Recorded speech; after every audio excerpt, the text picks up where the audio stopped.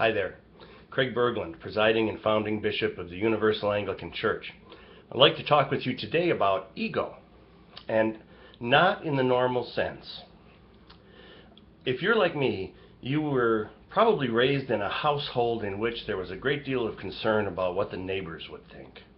I'm 53 years old, and I grew up in a first-ring suburb of Milwaukee, Wisconsin. And it was always, what will the neighbors think? And it was something I never really understood, especially into my teenage years. And I'll admit there's probably a little bit of rebellion in all of us in the teenage years, but I always wondered, who cared what the neighbors think?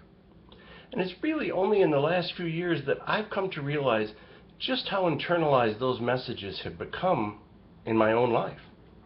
Even though when I came home one night, and I don't remember exactly how old I was probably 19 or 20, and I came home at 2 o'clock in the morning or something like that, and my mother was laying awake as she's wont to do to this day with my son, and said, "What will the neighbors say?" And I finally said, they're probably asleep, and if they're not asleep, they'll probably think I had a pretty good time. Well, needless to say, that wasn't the best answer I could have given, and it didn't receive, or maybe it did receive, exactly the response I wanted. But we find ourselves internalizing those messages even as adults, and we don't realize we're doing it. We start to wonder when we go shopping for a particular piece of clothing, will people think this makes me look funny? Well, if we like it, why do we care? I even struggled years ago because I like to carry my prayer beads around my neck. It's the most convenient place for me to carry them, and they're in my pockets. They get broken. In the winter, I suppose I can carry them in jacket pockets and it's better, but it's just easier to wear them in most circumstances. But I would struggle with, what will people think? And the truth is, whatever people think, that's their problem.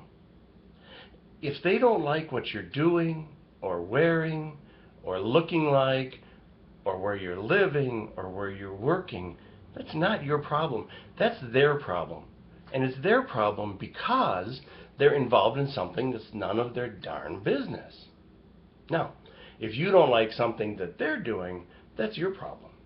And it probably reflects something inside of you that you're not really happy about.